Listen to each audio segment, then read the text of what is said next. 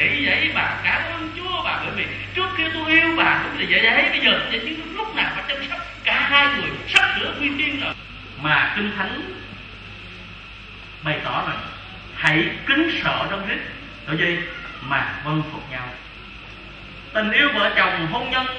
đặt trên nền tảng của lời Chúa và Kinh Thánh. Nếu không kính sợ Chúa thì không bao giờ, đúng không? Không bao giờ có thể yêu nhau trọn đời. Khi muốn chửi vợ mình nhưng nghĩ rằng vì Chúa cho nên mình phải coi em nhiều. Bà nhiều lúc mà đứng bực mình đứng mà nghe: Chúa ơi, xin Chúa thương xót gia đình con, lúc vợ con bị vợ con trong dưới về cứ sùng sục với con hoài. Chỉ là bà nghe là bà quỳ gối bà cầu nguyện: Chúa ơi, xin Chúa bỏ con cái tánh những ngày vợ chồng về cũng cứ sùng sục chồng con. Và cuối cùng bởi gì? Bởi chỉ có sợ Chúa mà nó hết cái chỗ đó. Yêu thương nhau nó giống như một cái hình tam giác để gì? Khiếp chiến thể hiện ba ngôi. Cho nên chúng ta yêu thương nhau. Chúa không bao giờ bỏ chúng ta, mà Ngài hứa rằng này ta ở với các con luôn cho đến tận thế. Nhau suốt đời đó thì Chúa nói rằng này ta ở với các con luôn cho đến tận thế. Một vợ chồng, một gia đình mà không kính sợ Chúa, không yêu thương nhau thì Ngài không bao giờ hứa rằng ta ở với các con luôn. Cho nên xin Chúa cho anh em nhận biết tình yêu là tình yêu hôn nhân, là một tình yêu chúng ta phải luôn luôn phải biết chọn một đời sống tốt đẹp ở trong Chúa. Và chúng ta phải đời sống phải hy sinh như chính Chúa yêu hội thánh mà Ngài phó chính mình cho hội thánh của Chúa. Người vợ, người chồng thế vậy. Cho nên xin Chúa ban cho chúng ta mỗi ngày, người chồng, người vợ chăm sóc vuông trồng và vuông trồng trong cái tình yêu thương mà Chúa hứa với chúng ta rằng Ngài không bao giờ bỏ chúng ta. Như vậy thì tóm lại, mỗi cuộc đời của chúng ta để bước đi trong hôn nhân, chúng ta đều có cái gọi là cái tiền hôn nhân đó. Là trước khi hôn nhân thì có cái tình yêu nam nữ. Tình yêu đó chúng ta gắn chặt như thế nào? Thì bây giờ bước trong tình yêu hôn nhân thì chúng ta phải ở trong Chúa và chính lời của Chúa Trời đó để chúng ta bước đi với Chúa mỗi ngày. Đặc biệt là hai em hội thánh của Chúa, xin Chúa ban phước tất cả chúng ta là những người con của Chúa đều phải bước đi trong tình yêu của Thiên Chúa. Đặc biệt là trong gia đình thì xin Chúa ban phước để hầu cho mỗi ngày chúng ta sẽ những cơ đốc nhân tốt đẹp, một gia đình hạnh phúc, hội thánh của Chúa được phát triển. Nhiều người thấy những gia đình cơ đốc bước đi yêu mến Chúa, tin nhận Ngài. Amen. Xin cảm ơn sư vì lời Chúa không phải chỉ dành cho hai cô cậu mà cả hội thánh chúng ta ngày nay rất cần có tình yêu như trong gia đình, trong hội thánh, trong hội cũng cần tình yêu. Chẳng cái đi vi hiểm về không phải được lũ rồi nhằm đây cậu có thể chịu khoa công tô hai chẳng cái xa hai phải bằng hai để chúng ta có khoa công tô em với nhà ini là chắc cái do là hình quan pha cái lúc có mai nhâm chẳng có mai một vài khắp sẽ khắp được con mai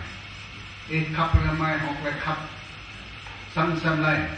đó là gì thì kêu cái tốt là rác thân hoặc là vợ nam sang sư đôi mà bỏ bao nhiêu cái đại khắp con mai để ra tốt rồi quay ba rồi con mai cái sau để ra tốt đừng vô cái không ra itu mereka mereka lebih damai dekat damai dan tahu ni mereka sedih oh mai ni gara itu ketika mereka ni lebih damai dah mendih dah mengai dah mempunyai dah mempunyai dah mencari lebih dua lang đêm lebih một lần dekat sendiri lebih dua jo nak pun tak kenal sajo mengambil để trúc pun saya tu này ni là chẳng cái lùi thì mình quay khắp cái này nhá chặt chung đi nhung cái này hin mẹ cao cái cô lùi đi nhung thôi ba năm quay khắp mình sẽ khắp lại thằng này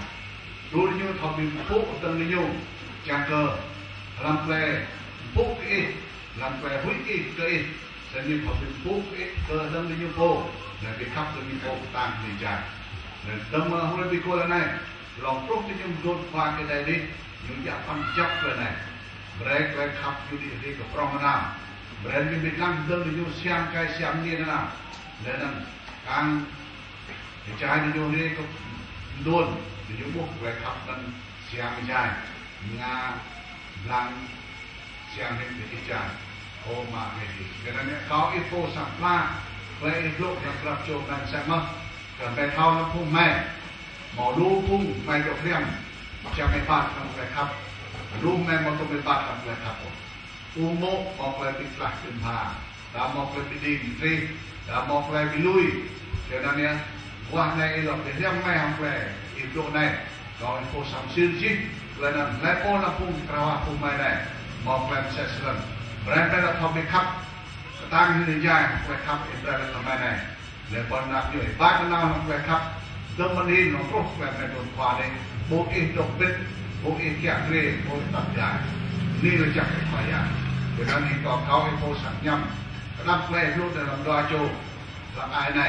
จังตัวแรงครับไอ้โบวุ้นนิยมกักนิยมแล้วนั่นลำแรงอยู่ปีขับนั่นมาหยอกน้องปีตุกปีโบมาของหลังงานมาดับแรงอยู่ปีตุกปีโบห้องไอทีซิตมาหยอกน้องปีปังโบมมาดับแรงอยู่ปีขับห้องแรงขับซิดนิกแล้วห้องแรงงักบล็อกงักมันบอกห้องแรงขับพวกนี้นี่เลยจักเดี๋ยวได้ว่าในเขาไอ้พวกกระอ้ำลำนำไอทีที่อยู่ยืนยันเป็นตัวได้วัดอำนาจไอทีแฟนแซมมอสพยายามแบรนด์เป็นทวิคัพของแกลคัพเอกคัพไปทำไม